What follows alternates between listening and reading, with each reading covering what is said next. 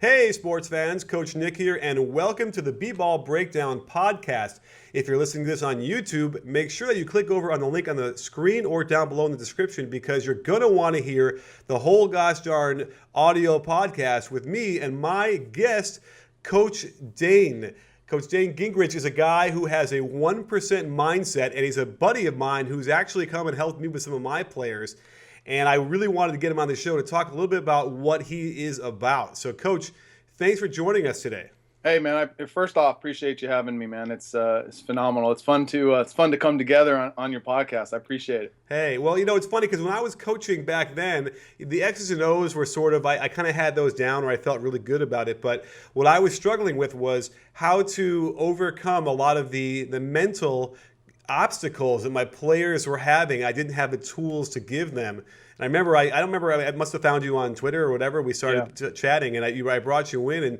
And, so give us a quick idea of what the power of the mental approach to and how that works in sports. Well, I mean, this has been discussed at length so many different ways, right? And what I coined is the 1%, because I was at a search. The 1% mindset. I was on a search talking with a student, like, what separates? Like, why MJ? Why Kobe? Why LeBron? On and on, right? And and so I just started discussing it, and it had very, very little to do with physicality or DNA or environment, and all to do with the mentality, like the decision that nothing, no matter what, is going to stop me from creating and manifesting the dream I had. And then, boom, okay, so that we talk about hustle and grit, but then it dawned on me, wait a minute, these guys actually had a dream. They actually had a vision. They actually had more than just, I want to be good. And then I started kind of researching and studying the most successful,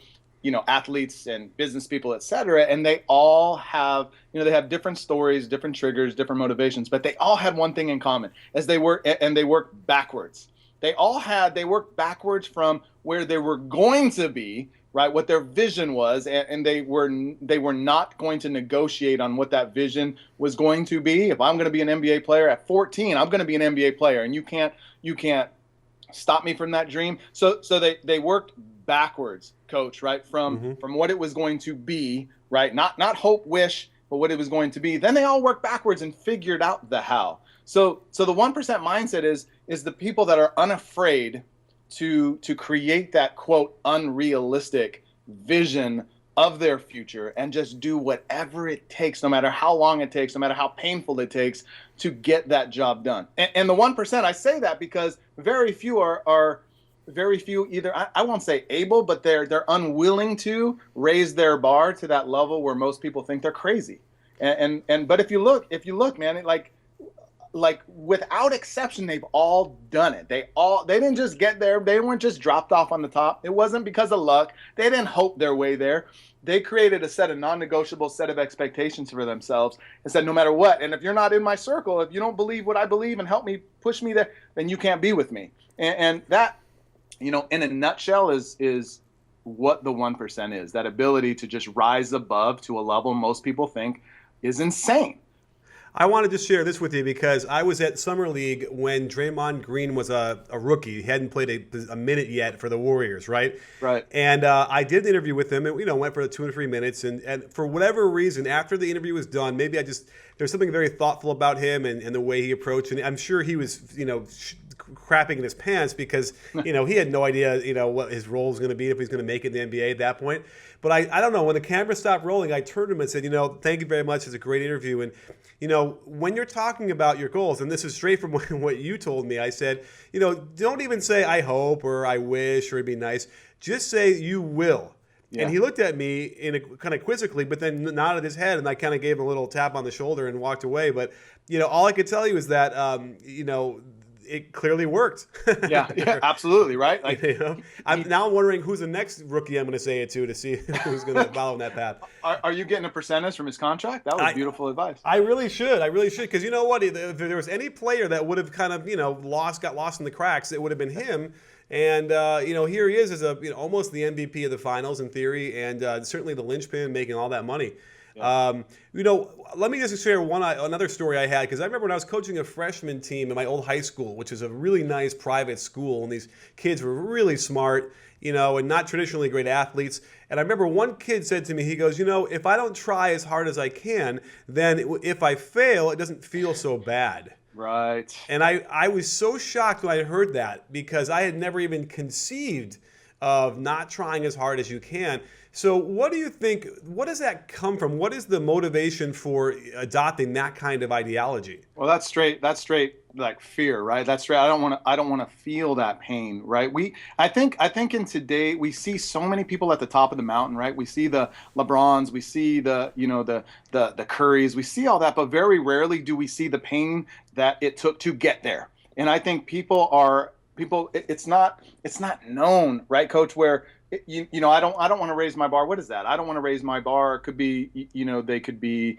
It really just stems from, I don't want to feel a ton of pain that is going to take me to get there. It's just straight safety. It's straight fear of having to, you know, do what it takes to. And unfortunately, that's the majority, right? Unfortunately, people don't want to raise their bar for, you know, because when they declare it, when they say, I will reach that certain level, and they declare it, now they got to hold themselves accountable to that climb. And you know from personal experience too, right? As that climb is gonna be a ton of pain involved. That climb, and as much as I think too many people are talking at a 10 and they are working at a 5, right? They're talking about what they want. They're talking about their dreams and their hopes, but they haven't aligned what they're willing to sacrifice to get there. Mm-hmm. So that kid, you know, he just said, you know, I'm not even going to raise that bar, because I don't want to have to do what it takes to get there. And if I lower it, right? If I lower it, because what happens if he hit it? What happens if he hit it? Then maybe in his mind, now he's got to hold himself accountable. Now he's got to like manifest it again. He's got to stay at that level, and that's just pure fear, right? Fear of the unknown. It just comes down to that. But fear is it's an illusion. It's real. Danger's real, but fear is a choice. And that's the coolest part, is we can feel the fear, or we can choose not to. And we can choose to focus on something else. We can choose to focus on that long-term vision that I created. Right? Because nothing else matters. If you don't create that long-term vision of where I will be, like you said, right? Where I will be, there's nothing else is going to matter. Nothing else plays a part in that success if that vision is different than a goal too. Vision, Coach, vision is who you become. Goals you do. And I want you to do stuff. I want you to become somebody. So it's completely different. People say goal. I didn't say goal. I said vision. When you create the vision of, I will be in the NBA. I'm 15. I will be playing Division I ball, whatever. All right, that's cool. Let's create that picture. What does it look like, feel like, taste like, smell like? Then let's back up and talk about your goals. What do you have to do to get there? When do you have to wake up? What do you have to sacrifice? What friends do you have to cut? Right? That is a huge difference between vision and goal. By the way, the beauty of working with teenagers or young kids is that they improve so much, quickly. It's frightening, right? Like, even my son, who didn't even like basketball a couple months ago, all of a sudden he's like making shots and he can dribble, and you know, without even that much effort, the improvement level can be astronomical, which is what I think is exciting about it, and doesn't have to be. You know, like what was that movie with the drumming movie this summer? Did you see that crazy movie? No, I haven't seen that yet. No, not Drumline, Backbeat or whatever it was called. Anyway, it was about the kid. You should watch it because it's very informative as far as how coaching should go. Because he had one of those Bobby Knight style, music teachers, and who would hit him, and it was horrible, right? But this kid didn't need that. He was already insane. It's to the point where the sequence, you'll see that, you know, he's trying to get to a recital on time, right? Because he knows this guy is going to ream him if he doesn't get there.